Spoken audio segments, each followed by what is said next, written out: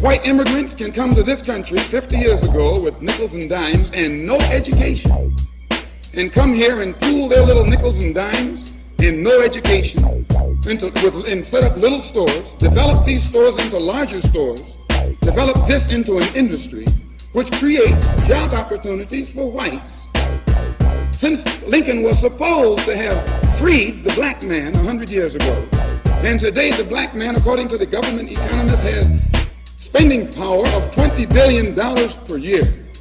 We feel that with the black man spending $20 billion a year, not setting up any businesses, not creating any industry, not creating any job opportunities for his own kind, he's not in a moral position to point the finger today at the white man and tell the white man that he's discriminating against him for not giving him a job in factories that he himself set up. If the black man has $20 billion, and these so-called Negro leaders are such geniuses that they can integrate white restaurants and integrate white factories and force themselves into that which the white man has set up, they should use this same ingenuity to show the black people how to pool our wealth and set up something of our own. And then we won't have to force our way into his anymore. One more thing I would like to point out concerning what he said about 125th Street. We don't waste our time on 125th Street, but you can reach more people in the street who want to change than you can in the bourgeoisie society, the bourgeoisie church, and the bourgeoisie circles. Our program is directed toward the man in the street. So we spend our time in the street, and what we do with that man, instead of trying to change the white man in your mind and make you accept us, we change the mind of the black man and make him accept himself. And as soon as he accepts himself, he'll solve his own problem. He won't be trying to force himself into your factory and into your bedroom and into your kitchen.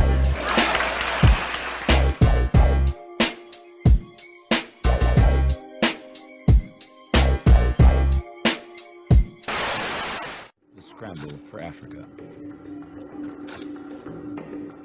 Colonization was motivated by the European hunger for African resources.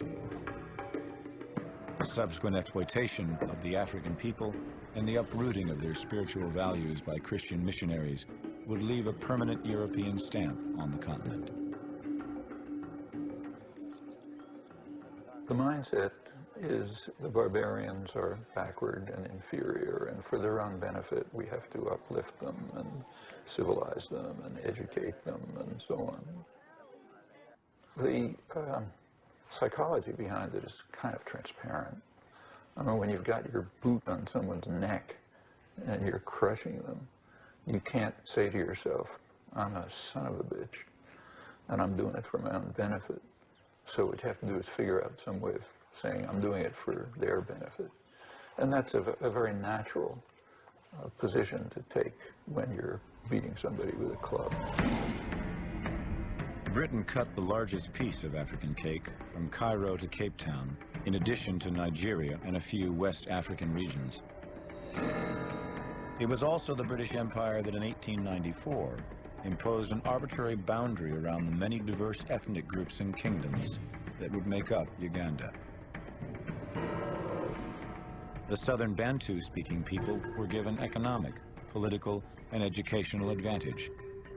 The northern ethnic groups, two in particular, the Acholi and the Langi, were the main recruits for military and police positions.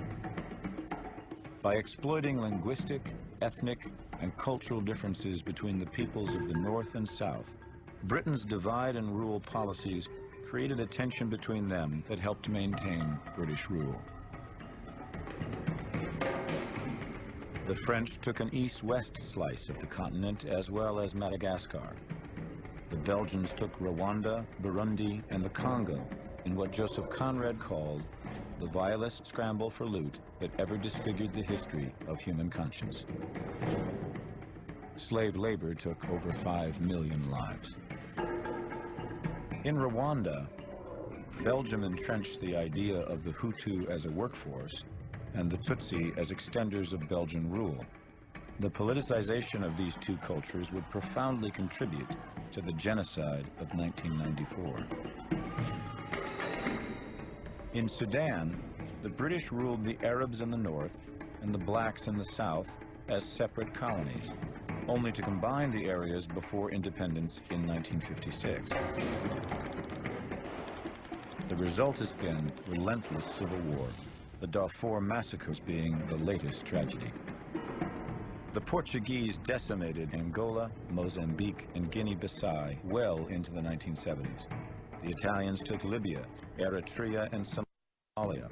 The Germans added Cameroon and Tanzania and committed the first genocide of the 20th century against the Herero people.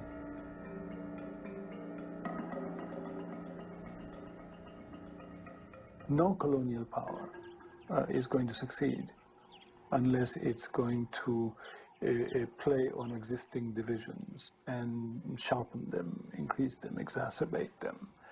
So one of the first questions after the end of colonialism is who belongs and who doesn't? Who was part of the colonial struggle and who betrayed? And this is time to settle scores. After the Conference of Berlin in 1885, Europeans embarked on a continent-wide land grab. In less than 20 years, 90% of African territory would be placed under European colonial rule. One of the main beneficiaries was King Leopold II of Belgium. Aware of the vast fortune to be made, he persuaded Europe's powers to recognize his sovereignty over one of Africa's largest regions, the Congo. Here was this man who became King of Belgium in 1865 at the age of 30. Enormously shrewd, enormously greedy, enormously ambitious, and with an absolutely brilliant sense of public relations. He hired the explorer Henry Morton Stanley, the man who found Livingstone, to go to the Congo and essentially stake out this huge territory for him. Leopold got first the United States and then all the major nations of Western Europe to ratify his seizure of this enormous territory in the center of the continent. First, Leopold created a smokescreen, claiming that he wished to educate a savage people. They were all really fooled by Leopold because they took him at his word. They thought he was a man who's going to lose all his money in this crazy philanthropic venture. But they didn't realize what he was really after at all, which was to make himself hugely rich by exploiting brown hands and broad backs who were going to carry the wealth of Africa and load it on ships for his own personal profit. Bring them! Extreme violence was employed to impose Leopold's dominion. The right hands of those who failed to meet rubber quotas were severed. Even young children were not spared. In 1896, a German newspaper reported that 1,308 hands had been gathered in one day. Leopold created a 90,000-strong army to enforce his rule. One of his lieutenants wrote, "Only the whip can civilize the black."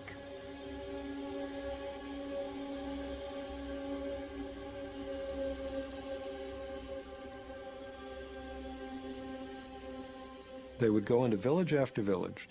The army would seize the women of the village and hold them hostage in order to force the men of each village to go into the forest and gather a monthly quota of wild rubber. And they did this for about 20 years. And you can just very easily imagine if you have a village where the women are all being held hostage, the men are all in the forest as forced laborers for several weeks out of each month. There's nobody to plant and harvest food, to go hunting, to go fishing, to do all the normal things through which a community feeds itself. So from all of these causes, starvation, being worked to death, and most of all from the disease that hit this famine-ridden population, the best estimates are that between 1880, when King Leopold first got his hands on the Congo, and 1920, that in that 40-year period, the population was slashed from about 20 million at the beginning of that period to around 10 million at the end. So an enormous loss of human life.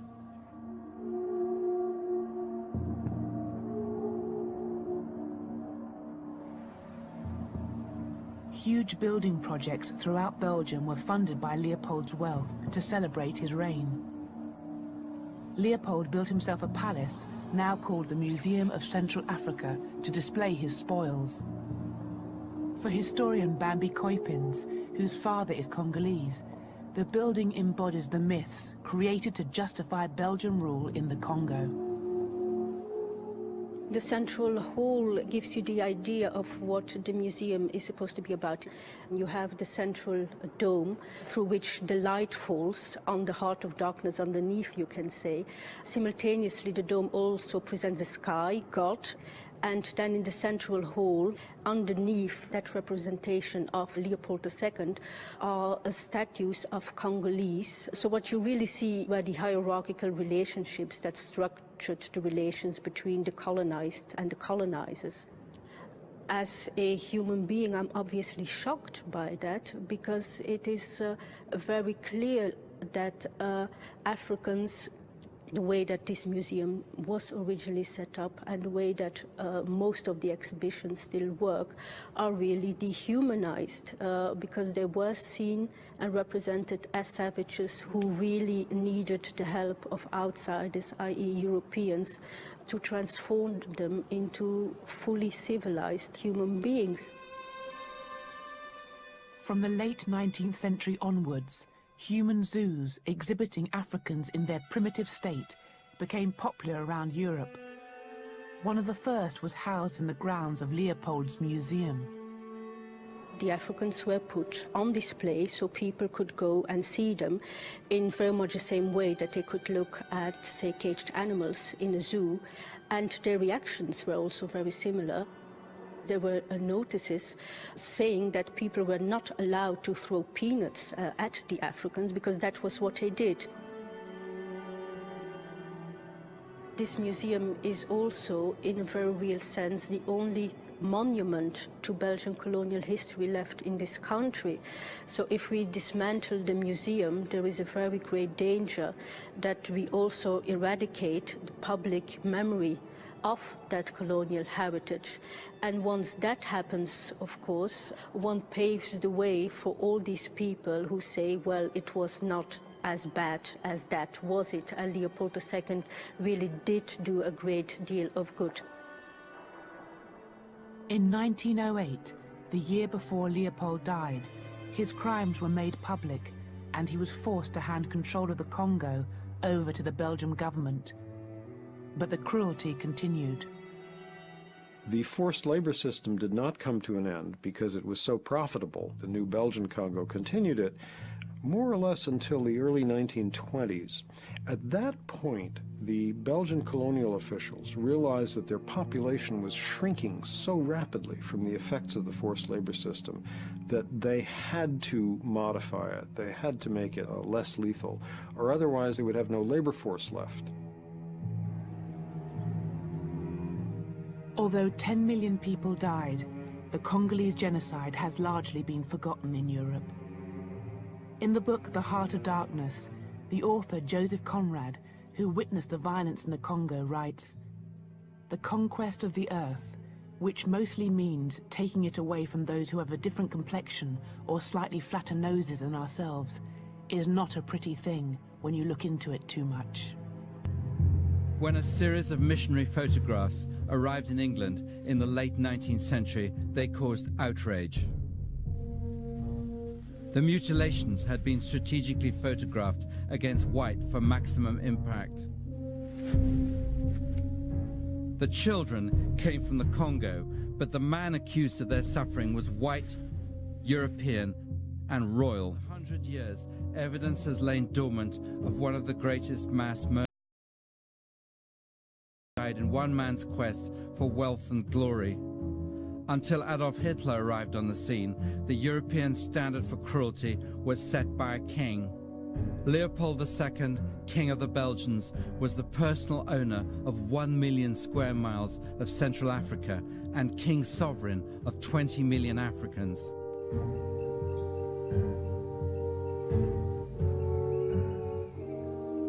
In the 1880s and 90s, the world outside Africa wanted rubber for its new bicycle and car industries, and Leopold's Congo Free State had the world's largest supply of wild rubber.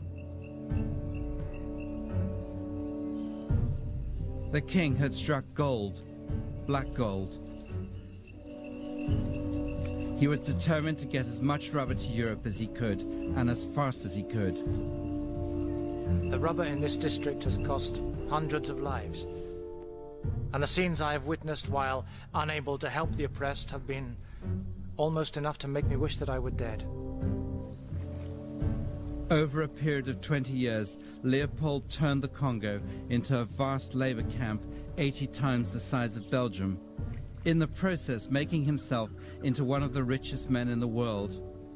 As the number of deaths grew, so did his profits. This rubber traffic is steeped in blood. And were the natives to rise and sweep every white person on the upper Congo into eternity, there would still be left a fearful balance to their credit. White conquest is mythologized as benevolence, as bringing civilization to the Congo.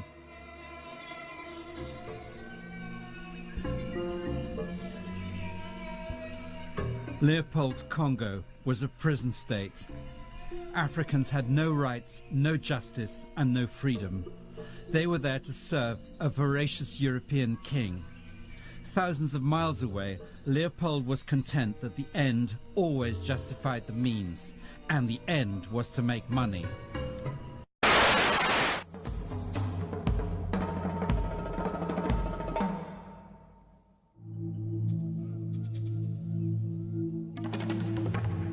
Going up that river was like traveling back to the earliest beginnings of the world, when vegetation rioted on the earth and the big trees were kings. An empty stream, a great silence, an impenetrable forest. The air was warm, thick, sluggish. There was no joy in the brilliance of sunshine. When prize-winning author Joseph Conrad wrote his novella Heart of Darkness, a journey into the terrifying depths of man's soul, he turned to the cruelest place on earth for inspiration, the Congo. It wasn't the Congo's inhabitants that made it that way. It was a ruthless succession of outsiders, beginning with Leopold II, a Belgian king with a lust for wealth and a passion for murder. Leopold was a very frustrated man as the king of a small country. And he had the conviction that to be worth anything in the world, a country had to have colonies. And he was a very single-minded man about that. King Leopold ascended the Belgian throne in 1865. 9 years later, an American explorer and journalist captivated the world with his stories of peril and pursuit in the farthest reaches of Africa. His name was Henry Morton Stanley. Stanley had discovered this area, which was the Congo, essentially, and he came back to Europe with the tales of what he'd seen there, the riches, the natural abundance, the ivory, the rubber, the gum, the palms, the trees, the timber, and this got someone very excited. It basically excited King Leopold of Belgium, and he thought, that's what I want. Leopold was eager for his own piece of the African pie, which was being sliced up into colonies by other European powers, but he had no idea where to start. So in 1878, Leopold turned to Stanley, hoping the experienced explorer could help him take over the Congo. He did. 1 year later, Stanley was back in Africa as King Leopold's agent. He approached the Congo's tribal chiefs with land treaties and tricked over 500 of them into signing. Obviously, they couldn't read, they didn't know what it meant, and they sold their birthrights for a few beads. It basically meant that they were handing over the rights to their land and the rights to trade, and they were handing that control over to King Leopold. Because what was extraordinary about the Congo was that it wasn't, at the beginning, a Belgian colony. It was essentially personal property of King Leopold II. While Stanley was in Africa, gobbling up a region 80 times the size of Belgium, Leopold was back in Brussels figuring out how to make his gamble pay off. In 1879, Leopold created a private company whose stated mission was to free the Congolese people from foreign oppressors. namely Arab slave traders who were kidnapping native villagers and selling them into slavery abroad. Leopold assured the world his regime, which he called the Congo Free State, would bring prosperity and fair trade to the Congo. This, he said publicly, was the humanitarian thing to do, but his true goals were far different. Well, he didn't believe in free trade. He didn't care at all for the indigenous population. He had absolutely no humanitarian ideals whatsoever. His aim was to create a colony for Belgium and make money. In 1887, a discovery made half a world away would be Leopold's lucky break. Scotsman John Dunlop developed a useful and inexpensive way to revolutionize travel: rubber tires. The Congo was one of only a handful of places in the world where rubber grew wild, and Leopold acted quickly to exploit it. He formed the Force Publique, an army of Belgians and Africans, and got them to force Congolese natives into rubber harvesting. It was dangerous work and required scaling the tops of trees where the valuable vines hung. Leopold's rush to corner the world's rubber market led to a whole new form of slavery in the Congo, and a reign of terror so brutal it would become the worst genocide in African history. It began with a hard leather whip called a chicotte. They would use the chicotte to punish a Congolese villager who hadn't met his quota, and the chicotte basically flayed open the skin, so that apparently after 20 strokes you were a bloody pulp. And if you had the misfortune to have 50 strokes or 100 strokes, you died. So it became synonymous with Leopold's rule, and it was a horrible, feared instrument of torture. But to the outside world, the Congo seemed like a perfect colony, profitable, productive, and civilized, all thanks to King Leopold. Meanwhile, inside the Congo, things went from bad to worse. When the rubber workers inevitably collapsed from exhaustion, starvation, or disease, the Force Publique shot them and were ordered to cut off their hands. The Force Publique were issued with bullets, and the officers who were commanding these mercenaries wanted to see results. So for one of these soldiers not to get punished, if he was sent out with 10 cartridges, he had to have 10 hands of his victims. It's proof that he hadn't wasted his bullets. Often, of course, some of these bullets had been wasted, so there was this extraordinary pictures you get of living Congolese who, while they were still alive, had had their hands severed.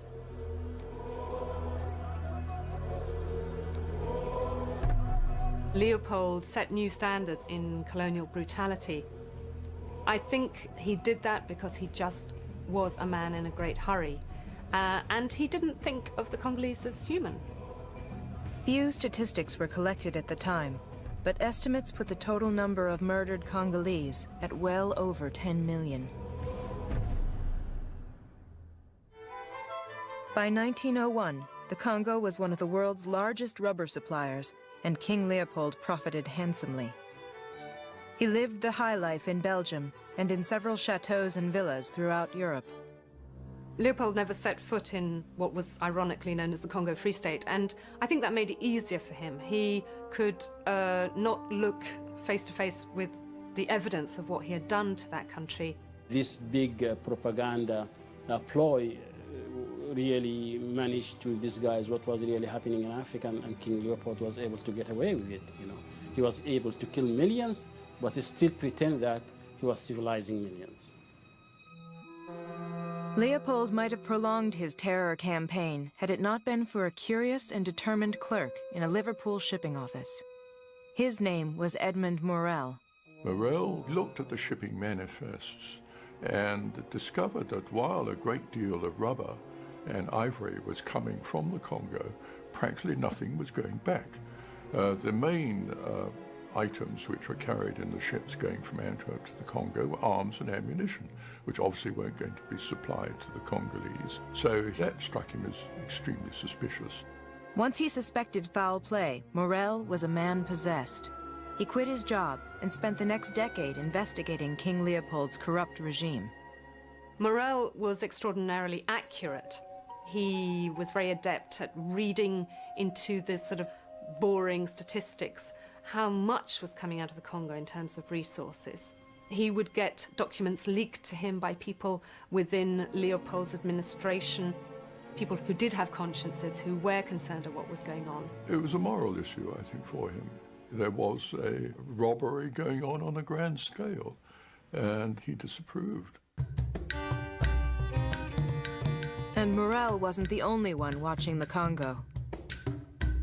A British diplomat also issued a stinging indictment of King Leopold's system of slave labor, warning it would lead to the total extinction of the Congolese people. Faced with world suspicion, Leopold defiantly proclaimed, "I will not allow myself to be soiled by blood or mud," and began an ambitious counter-campaign. He would bribe journalists, he would bribe US senators. He would invite people to go to the Congo and would make sure that while they were in the Congo, they only saw the nicest possible aspect of what was going on. So for every step that Morel took, King Leopold was up there meeting it and trying to neutralize it. But in 1902, profound literary work added its voice to the growing chorus against Leopold. Author Joseph Conrad worked as a sea captain's apprentice on the Congo River in 1890, during the height of the rubber massacres. Conrad was so transformed by the brutality and death he witnessed that he wrote it all down, and it became the basis for his seminal work, Heart of Darkness. Black shapes crouched, lay, sat between the trees, leaning against the trunks, clinging to the earth in all the attitudes of pain, abandonment, and despair. He was talking about the darkness which is at the heart of Westerners, white men who go out to places like Africa, and because they are far from their family, their friends, and the strictures of the society in which they have been brought up, they start behaving in ways that would have been inconceivable if they were back home. They were dying slowly. It was very clear. They were not enemies. They were not criminals. They were nothing earthly now. Nothing but black shadows of disease and starvation, lying confusedly in the greenish gloom. Conrad intended it to be an absolute blast aimed at the imperialist, colonialist system that had been set up in the Congo and the imperialist Congolese system that was being applied across Africa at that time. By 1908, the Belgian government was forced to confront the mounting claims of an African Holocaust. To stem public outrage, it took the colony away from Leopold. The aging king was surprisingly relieved. Rubber sales had suddenly collapsed, and Leopold believed his days of fortune hunting in the Congo were over. By the time the Belgians stripped Leopold of his personal colony, his massive fortune was safely secured in a Swiss bank account. There's a common myth that once Leopold handed over the Congo to Belgium itself, that things improved enormously and it was fine, and for the average Congolese, living standards improved and they were treated as human beings. In fact, the difference was really not that obvious.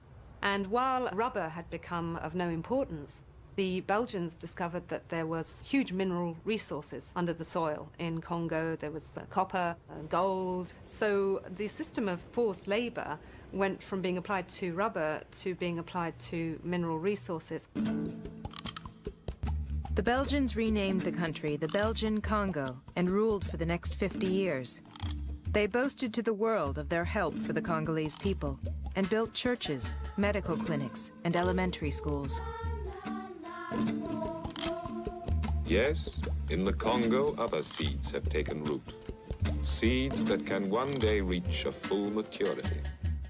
But there was a limit to how much the Congolese could achieve. Under Belgian rule, no native could vote. There was no system of higher education for blacks. And by 1956, among the 15 million people, there were just 17 college graduates. The Belgians had a motto, which was, if you keep the African ignorant and not educated, he won't present a potential problem. So they deliberately didn't encourage the Congolese to go very far in their education. It was all part of these savages are not ready to run themselves. This very patronizing approach of they need to be looked after. They're like children. They are a simple people, and to them it's all a little strange, to say the least. They need understanding, patience, sympathy. The way Belgium was able to maintain the colonial structure during the Congo Belge, during the Belgian Congo period, was through this colonization of the mind, that the white man is a better human being than the black man.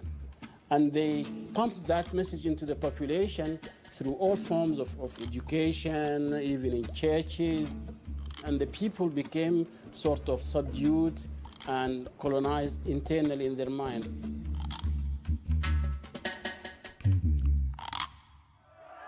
But in the late 1950s, that changed. After decades of European rule, Africans across the continent began demanding equal rights and independence. Revolts in colonial strongholds like Algeria and South Africa made the Belgians fear an uprising in their own colony.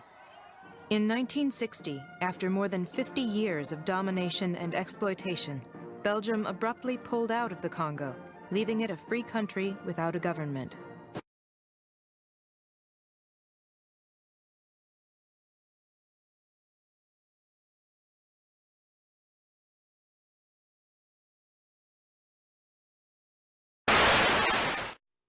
Was surviving in what they considered to be a racist America. And we must remember also that these were Depression years, and that Depression years were even harder on blacks than they were on other people. So that the energies of American blacks were spent primarily on eking out a living, finding a job in Depression America. As for the national policy, it had not changed in the 30s. America was still an isolationist country, remembering too vividly the First World War. Despite what happens in continents overseas, the United States of America shall and must remain, as long ago the father of our country prayed that it might remain, unentangled and free.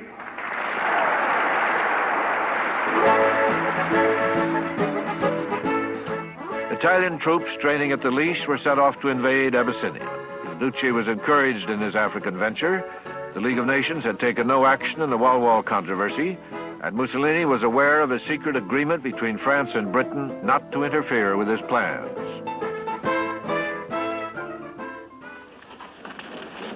On October 3rd, 1935, more than 250,000 Italian troops, complemented by thousands of well-trained Somali natives, crossed the northern and southern borders of Ethiopia. They advanced unchallenged for 2 days.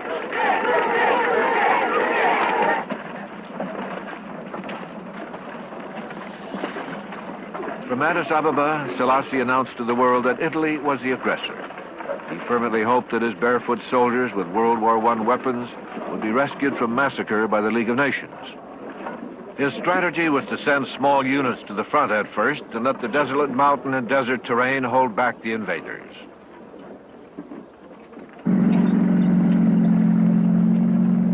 The first major confrontation was at Adawa, the site of the Italian defeat in 1896.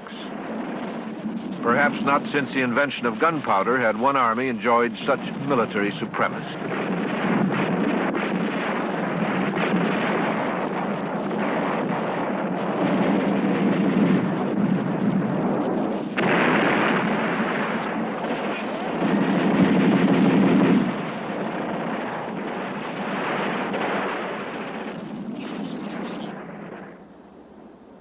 It took only 4 days for the fascist army to achieve victory and avenge their earlier humiliation. The war was marked by much pure savagery. Mussolini's mechanized army decimated Selassie's primitive tribesmen.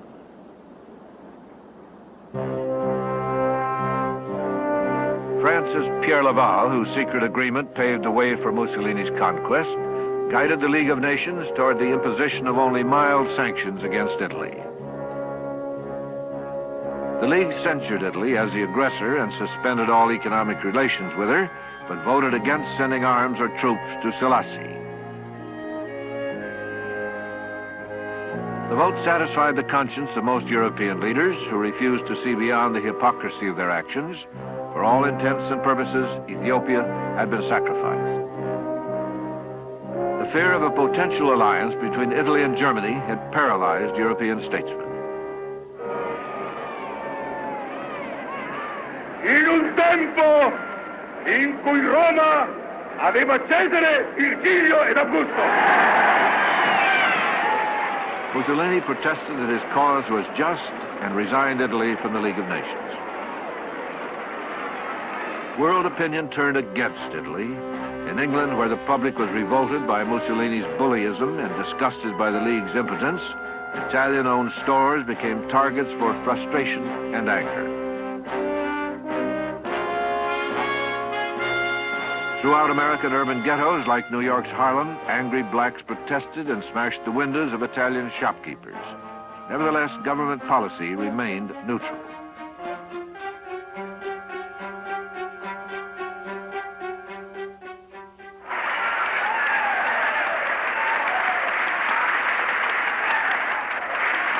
The United States is following a twofold neutrality towards any and all nations which engage in wars that are not of immediate concern to the Americas.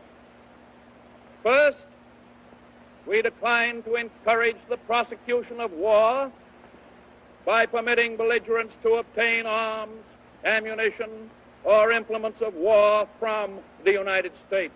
Nations seeking expansion. FDR did manage to get Congress approval of a moral embargo on trade with Italy of all raw materials except oil. I think it would be quite fair to say, with hindsight certainly, that the United States did very little to enforce any moral embargo other than making protestations and declarations. I think it's quite clear that had there been an effective embargo against oil for the Italian war machine, that the Italian invasion would have had to come to a halt.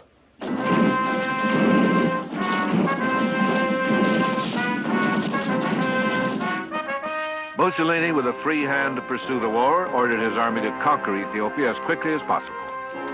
Marshal Badoglio was put in charge and authorized to use any weapons or tactics necessary to win the war. This included mustard gas, though outlawed by the Geneva Convention. Badoglio, a witness to Billy Mitchell's demonstration of air power, now put the lesson to appalling use. Mussolini's brother Vittorio, a pilot, enjoyed killing from the air. These were his words. As the bomb fell in their midst and blew them up, one group of horsemen gave me the impression of a budding rose unfolding. Reports of poison gas, indiscriminate bombings, and other atrocities stunned the Western world. Mussolini's heroic image was tarnished by adverse, if not always accurate, press reports. There was a good deal of confusion in reporting the war because it was difficult to get to the site of the battles. Many of the reporters rushed over there with an adventurous sense of a romantic type of desert warfare, as though it would be a chapter out of T.E. Lawrence. They found out it was anything but that, and it was rather a dull and dragged out, essentially undramatic war. And as a result, a number of journalists began to fabricate stories. One consequence of that is they wrote news accounts which were definitely sympathetic to the Ethiopians and misled the public into believing that the Ethiopians were doing better than they actually were doing. So no one was prepared with the collapse of the Haile Selassie's forces.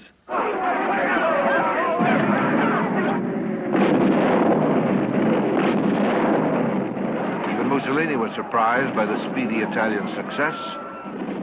Prepared for a 6-year war, it ended in 6 months. The efficient Italian war machine devastated both Selassie's primitive army and his primitive country.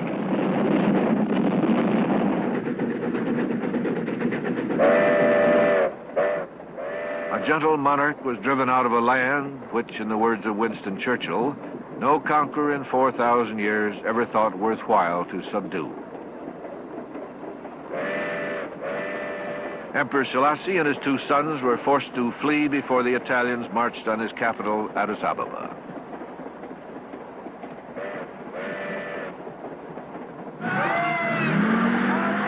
About 700,000 Ethiopians were killed, about 2,000 Italians died.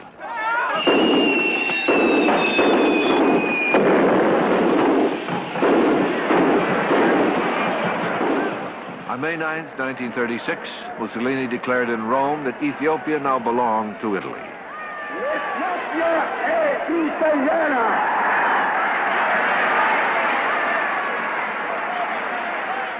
It was Mussolini's first conquest. It was also an early warning of fascist intentions, and America ignored the cry. It was held by Franklin Roosevelt that eventually Il Duce would restore democratic processes and parliamentary forms of government, so that our support for fascism was based on, I think, two fallacies. One was that fascism is the answer to communism, and secondly, fascism is a transitory episode that will eventually result in the restoration of democratic forms of government. Now, neither of these two assumptions proved to be the case.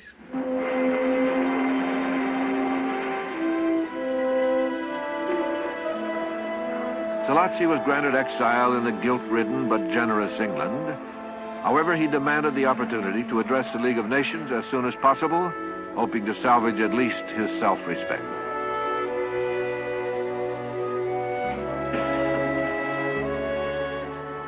The embarrassed League had no choice but to give him the podium. Italian journalists heaped upon him the final and most humiliating indignity. Monsieur le Président, Monsieur le...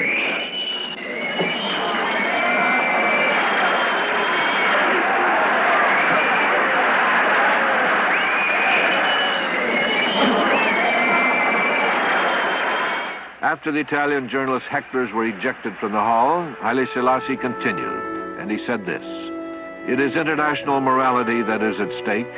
Apart from the kingdom of the Lord, there is not on this earth any nation which is superior to any other. It is us today, it will be you tomorrow."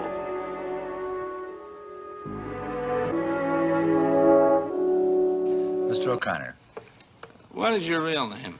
Malcolm X. Is that your legal name? As far as I'm concerned, it's my legal name. Have you been to court to establish that you are? I didn't have to go to court to be called Murphy or Jones or Smith. Excuse me for answering you this way. That's if all right. a Chinese person were to say his name was Patrick Murphy, you would look at him like he's insane, because Murphy is an Irish name, a European name, or the name that has a Caucasian or white background. And a yellow person, Chinese is a yellow man, and he has nothing to do or no connection whatsoever with the name Murphy. And if it doesn't look proper for a person who is yellow or Chinese to be walking around named Murphy or Jones or Johnson or Bunch or Powell, I think it would be just as improper for a black person or the so-called Negro in this country, as we're taught by the Honorable Elijah Muhammad, to walk around with these names. And therefore he teaches us that during slavery, the same slave master who owned us put his last name on us to denote that we were his property. So that when you see a Negro today who's named Johnson, if you go back in his history, you'll find that he was once, his grandfather or one of his forefathers was owned by a white man who was named Johnson. If his name is Bunch, his grandfather was owned by a white man that was named Bunch. Would you mind telling me what your father's last name was? My father didn't know his last name. My father got his last name from his grandfather, and his grandfather got it from his grandfather, who got it from the slave master. The real names of our people were destroyed during slavery. Was there any line, any point in the genealogy of your family when you did have to use the last name, and if so, what was it? The last name of my forefathers was taken from them when they were brought to America and made slaves. And then the name of the slave master was given, which we refuse. We reject that name today. You mean you won't even tell me what your father's supposed last name was or gifted last name was? I never acknowledge it whatsoever. Let me ask you about the status of Elijah Muhammad. First of all, is he ill? I spoke to him today. He is in better health than he has been. He's suffering from asthmatic bronchitis. Is that why he didn't attend your rally on last Tuesday? The only reason that he didn't attend was his ill condition, and the weather here, especially on that particular day, was of such nature that it would have been almost insane for him to come. Well, now, did you hold that meeting last Tuesday because it coincided with the general election, the primary election? I think if you study the history of Mr. Muhammad's work and religious work in this country, we've had our convention on February the 26th every year for, I think, the past 33 years. Well, now, while you don't care to discuss your former name or the name that the slave master gave to your antecedents, it is a matter of record that Muhammad's last name was Poole, Elijah Poole. No, that's the name that his slave master gave to his grandfather or great-grandfather, but that's not his name. Well, his mother and father thought when they called him Elijah Poole that was his name. They didn't know any better. Well, if they didn't know any better or not, they thought that was his name. Yes, sir, but sir... Well, what I'm trying to find out is when did he cease to be Elijah Poole and get to be Elijah Muhammad? In 1931, I think it was, in Detroit, he was taught the true history of our people and made aware at that time that he was wearing an English name, and by not being an Englishman, he looked out of place. And his teacher gave him the name that he's wearing today, Muhammad, Elijah Muhammad. All right, now when did he become what he purports to be in your literature, the son of Allah? I've never heard the Honorable Elijah Muhammad referred to as the son of Allah. The prophet of Allah. I've never heard him referred to as the prophet of Allah. What do you refer to him Messenger of Allah. All right, the messenger of Allah, and I appreciate the correction. Yes, I mean, he says that a prophet is somebody who predicts the future, and he's not predicting the future, whereas a messenger is someone who carries a message that has been given to him by one who authors that message. Well, now, who gave him the message, and to whom is it supposed to be delivered? Master W.F. Muhammad, the one who taught him, is the author of the message. He gave it to the Honorable Elijah Muhammad, which makes him the messenger. And he's to deliver that message of truth and righteousness to the 20 million American so-called Negroes, which means he's to teach us the truth, which will awaken us, and then show us how to live a life of righteousness, which will automatically qualify us for recognition as human beings by all other righteous human beings here on this earth. Well, now, one other question. With reference to what Mr. Hurlbut asked you a little bit ago, you took a very moderate position of wanting independence without having any hatred for the whites. Do I understand that correctly? Hatred is not involved in it whatsoever. Well, I recall in a recent plane crash, I mean 2 or 3 years ago, or less than that, a charter flight on Air France in which a group of people from Atlanta, Georgia were, as they say in the business, as they took off from Orly Field. And you were quoted at that time as expressing great gratification that this tragedy had occurred. Do you recall that? I recall it. What did you say? Do you remember? The press misinterpreted it and misrepresented it. What did you say? They said that it was made at a Muslim meeting. It wasn't. It was made at a rally of Negroes, Baptist, Methodist, Catholic, and otherwise in Los Angeles, who were rallying to protest the brutal shooting of 7 unarmed Negroes and what did you by say? Heavily armed white policemen in the city of Los Angeles.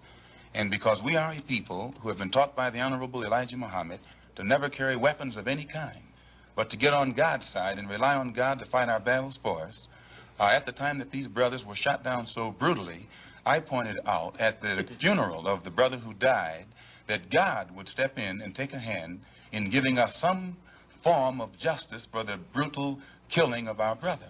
And when the plane crashed in France, I pointed out to the crowd at this rally that this was an act of God showing his wrath or complete resentment over the brutal form of injustice that had been inflicted upon our poor unarmed brothers. Were you saying that, or do you believe that? At that time, Dr. Billy Graham was in a crusade in Chicago, and the press, your papers here in this city, quoted Billy Graham of also saying that that plane crash was an act of God. And if you take time to check the newspapers, I think that you'll find that this is correct. But no one thought that Billy Graham was so wrong when he attributed the crash of this plane to his God. But when we say that it come from our God, then we're looked upon as being, outrageous. I know, but you took the position that this was a matter of satisfaction to you for an injustice done against you, and I think that that's a trifle severe. We did not think that it was a coincidence that 120 of the whites on this plain came from the state of Georgia, a state that has the worst record in the history of America for the mistreatment of black people in this country. Worse than Mississippi? They maybe are a little less, Mississippi is a little less hypocritical today than Georgia, but both of them are still practicing the same thing. Now the whites in Georgia bite Negroes with a smile, whereas they used to bite them with a growl. But they're still being bitten, and we don't think that it is any worse to be bitten with a smile than it is to be bitten with a growl. Mr. Calvert. While we're on the subject of Mississippi, what is your organization's position of what happened in Mississippi in the past 6 months? Such as what? Such as the James Meredith incident and the enrollment of him in the university. Well, the Honorable Elijah Muhammad wants justice for every one of the 20 million so-called Negroes, and to just take one Negro and stick him in college with the aid of 15,000 troops, and at a cost of $6,000, is a disgrace. It's a waste of taxpayers' money. It's a farce. It's hypocrisy. Because if it's right for one Negro to be forced into that university, then every Negro in the state of Mississippi who is qualified has the same right to go to that university. And if the government is not ready and willing to enforce the right of every Negro in the state of Mississippi, then, in my opinion, sir, it's only hypocrisy to pretend that they are for justice by pushing one Negro in and blowing it up all over the world to make it look like they're solving the problem when millions of black people in that state are still going to segregated schools and getting an inferior education. Does your organization encourage members to attempt to enter schools that have been known as all white in the past? The Honorable Elijah Muhammad doesn't discourage us from attending white schools, but he does say that it is better for us to go to our own schools, and after we have a thorough knowledge of ourselves, of our own kind, and racial dignity has been instilled within us, then we can go to anyone's school and we'll still retain our race pride, our racial dignity, and we will be able to avoid the subservient inferiority complex that most Negroes have that is instilled within most Negroes who receive this sort of integrated education. You were born in Omaha, is that right? Yes, sir. And your family left Omaha when you were what, 1 year old? I imagine about a year old. And why did they leave Omaha? Well, to my understanding, the Ku Klux Klan burned down one of their homes in Omaha. This made your family feel very unhappy, I'm sure. Well, insecure, if not unhappy. So you must have a somewhat prejudiced point of view, a personally prejudiced point of view. In other words, you cannot look at this in a broad academic sort of way, really. I think that's incorrect, because despite the fact that that happened in Omaha, and then when we moved to Lansing, Michigan, our home was burned down again. In fact, my father was killed by the Ku Klux Klan. And despite all of that, no one was more thoroughly integrated with whites than I. No one has lived more so in the society of whites than I. And it was only until I became a Muslim that I ceased living in the society of whites. You say you were thoroughly integrated with the whites. Now, yes. Do you have white people in your family background? Definitely. Most Negroes in this country have whites in their family background. How are you going to differentiate between the white blood that's in you and the Negro blood that's in you? And you don't mind my using the term Negro because you use this yourself. I use it interchangeably. I know you do. Why do you do that? Well, I use it if it fits the purpose to use it, but I use it against my will. But you used it voluntarily in describing the incident in Los Angeles. Still, I use it against my will. I guess the teachings weren't thoroughly inculcated. No, but when I say to you that the cops in Los Angeles shot down 7 unarmed Negroes, every Negro in the audience knows what I'm talking about. But when I say that they shot 7 Muslims, then a lot of the Negroes don't realize that suppose you said 7 colored people, because you say you used the term colored people. You said... I don't think I used the word colored on this program. Yes, you did. You did when we started. Not colored. I think so. Black people, I'm sorry. You did say black. Well, we can use black, and that fits everybody. Okay. But, sir, the black... Now, let me get back to another point that you made. You said that you go back home. Now, what do you mean by back home? I've only heard the Honorable Elijah Muhammad say, back among our own people. From whence said back home. You don't mind my saying. Right, back home. But by that he means... Do you mean back into the roots of Islam, or do you mean back to Africa? Back home. And by back home, he means back into our original civilization. And if you study history, the Islamic culture existed in West Africa, But your Central family Africa. didn't come from an Islamic background originally, did it? I mean, you came from the proud tribes of Africa, which is I think certainly you'll have a find, pride- sir, that one of background. the Islamic culture. I agree, there is existed a lot of- widely in Africa, Central Africa, I agree, West Africa. I agree. I've met many people in there. Mr. O'Connor. With regard to that tragedy out there in Los Angeles, I myself refer to it when it happened as the tragic police action, so I am not totally biased. Thank you, sir. Coming from Muhammad Speaks, which is the publication of your cult or your religion, Elijah Muhammad referred to the policemen out there, the white policemen, as devils. He said, "There is no justice here for us black people. There is no future for us nor our children in civilized America." Doesn't that imply that you're going to get out, or that's his wish that you get out? If he referred to those policemen out there as devils, who were heavily armed and knew that the Negroes whom they were shooting down in cold blood were not heavily armed, I don't think that those policemen themselves would deny that they're devils, nor would any Negro who witnessed such a deed deny that they are devils. Well, about the other part of it, there's no justice here for us black people. There is no future for us nor our children in civilized America. And I didn't make that up. He said it in his own And he's correct publication. in what he says, sir. Well, what does it mean? Does it mean you're going to get out, or It what? means the same thing that Attorney General Robert Kennedy means when he says that the #1 domestic problem in America is the race problem. That it is almost impossible to solve it. It's almost impossible to give justice to Negroes. What has been the growth of the Muslim movement? There are conflicting reports as to how many Muslims there are in the United States. Can you tell us? Well, most critics say that the dissatisfied follow Muhammad, that the unemployed and the oppressed follow Muhammad.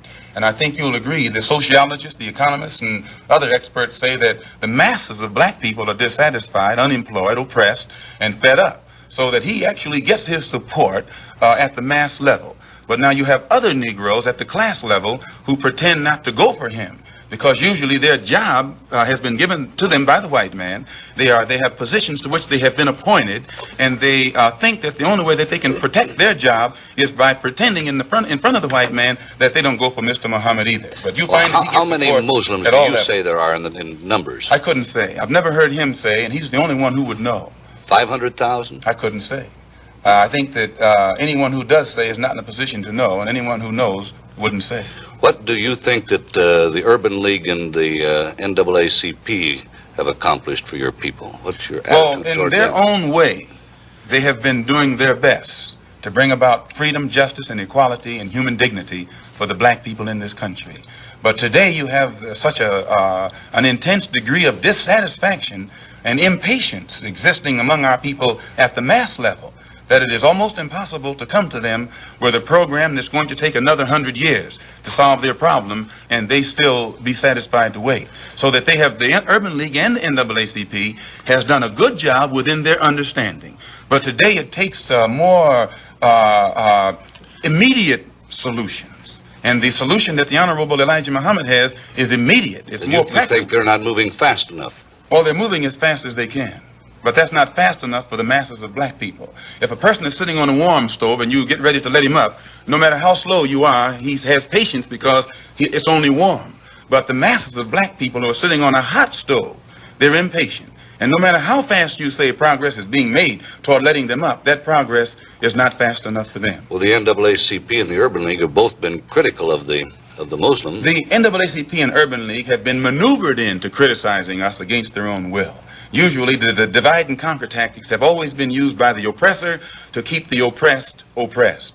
And the NAACP has been used against the Muslims. Efforts have been made to use us against them. But the Honorable Elijah Muhammad says he'll work with the NAACP, the Urban League, and any other Negro organization that wants to uplift the black man as long as it doesn't conflict with our religious principles. Well, I remember once when Elijah was quoted as having said that the Urban League and the NAACP sold out to the white man. Has he ever made that statement To you? my knowledge, I don't think that he has said that they sold out to the white man. I've heard him say that. Is that his feeling? The NAACP has been in existence for 54 years.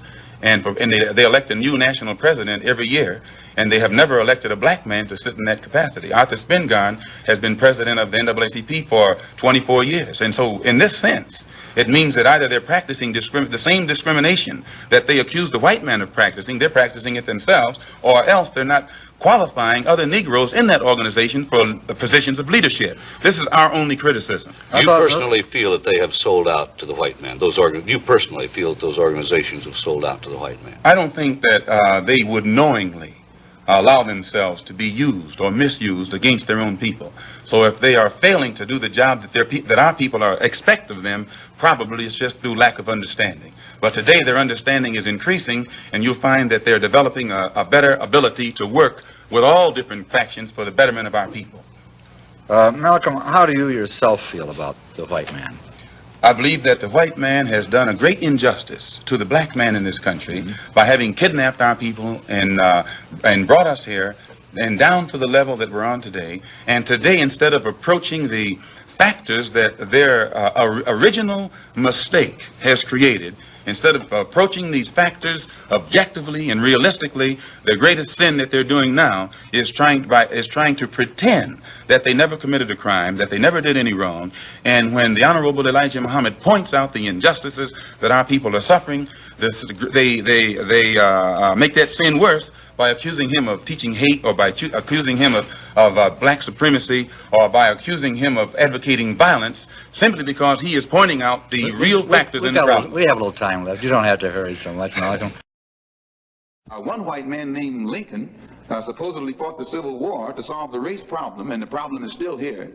Another white man named Lincoln, again the same white man, issued the Emancipation Proclamation to solve the race problem, and the problem is still here. Some more white liberals came along with the 13th, 14th, and 5th Amendments, which were supposed to solve the race problem. The problem is still here. 9 years ago, 9 more white liberals, so-called, came up with what they call a Supreme Court desegregation decision, and the problem is still here. And then another white man named Kennedy came along running for president and told Negroes what all he was going to do for them if they voted for him, and they voted for him 80%. He's been in office now for 3 years, and the problem is still here. When police dogs were biting black women and black children and black babies in Birmingham, Alabama, that Kennedy talked about what he couldn't do because no federal law had been violated. And as soon as the Negroes exploded and began to protect themselves and got the best of the crackers in Birmingham, then Kennedy sent for the troops. And there was no, he didn't have any new law when he sent for the troops when the Negroes erupted than he had at the time when whites were erupting. So we are within our rights and with justice, with justification, when we express doubt concerning the ability of the white man to solve our problem, and also when we express doubt concerning his integrity, concerning his sincerity. Because you will have to confess that the problem has been around here for a long time, and whites have been saying the same thing about it for the past 100 years, and it's no nearer a solution today than it was 100 years ago.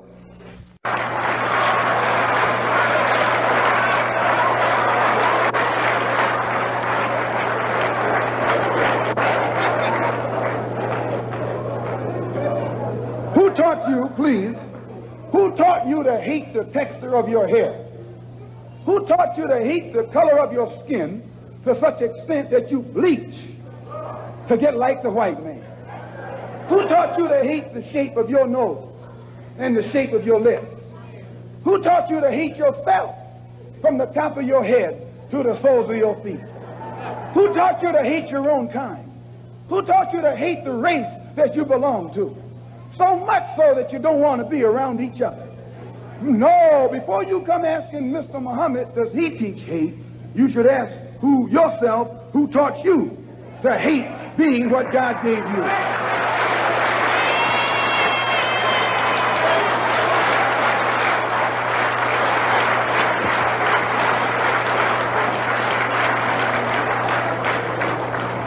We teach you to love the hair that God gave you. Here you way out in the middle of the ocean, can't swim, and you worried about someone that's in the bathtub and can't swim.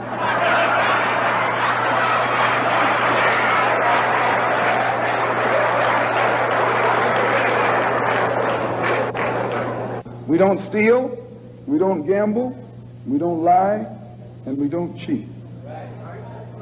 And that also deprives the government of revenue. because you can't get into a whiskey bottle without getting past the government seal. You can't open a deck of cards without getting past the government seal. There's a white man makes the whiskey and then puts you in jail for getting drunk.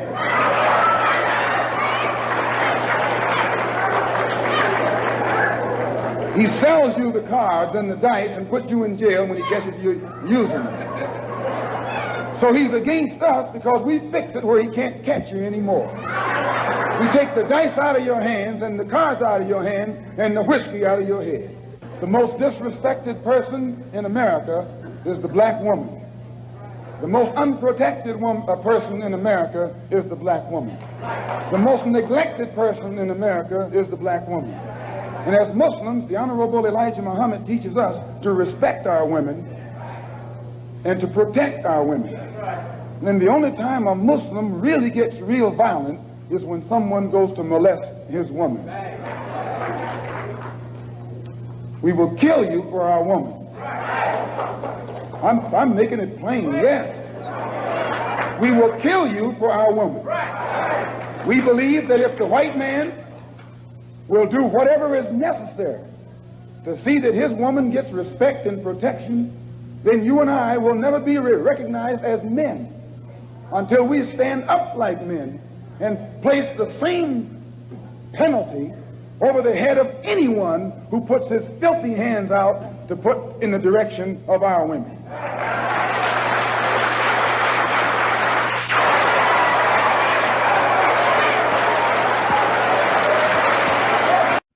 My personal political philosophy, black nationalism, which means that the black man should control the politics of his own community and control the politicians who are in his own community. My personal economic philosophy is also black nationalism, which means that the black man should have a hand in controlling the economy of the so-called Negro community. He should be developing the type of knowledge that will enable him to own and operate the businesses and thereby be able to create employment for his own people, for his own kind. And the social philosophy also is black nationalism, which means that instead of the black man trying to force himself into the society of the white man, we should be trying to eliminate from our own society the ills and the defects and make ourselves likable and sociable among our own kind. Well, you seem to be dissatisfied with everything. Just what do you want? I'm not dissatisfied with everything. What you are able to see with your analytical mind is that everything that is offered doesn't produce what it's supposed to produce. And I'm just telling you that it doesn't produce what it's supposed to produce. Well, what is your ultimate aim? The only way the problem can be solved. First, the white man and the black man have to be able to sit down at the same table. The white man has to feel free to speak his mind without hurting the feelings of that Negro. And the so-called Negro has to feel free to speak his mind without hurting the feelings of the white man. Then they can bring the issues that are under the rug out on top of the table and take an intelligent approach to get the problem solved. That's the only way that they'll ever do it. We need an action program while we are Muslims, and while we are Christians, or while we are whatever we are. We still need an action program that will eliminate these evils that are in our community. And this is what we're trying to do with the Muslim Mosque Incorporated. Do you consider yourself militant? I consider myself Malcolm.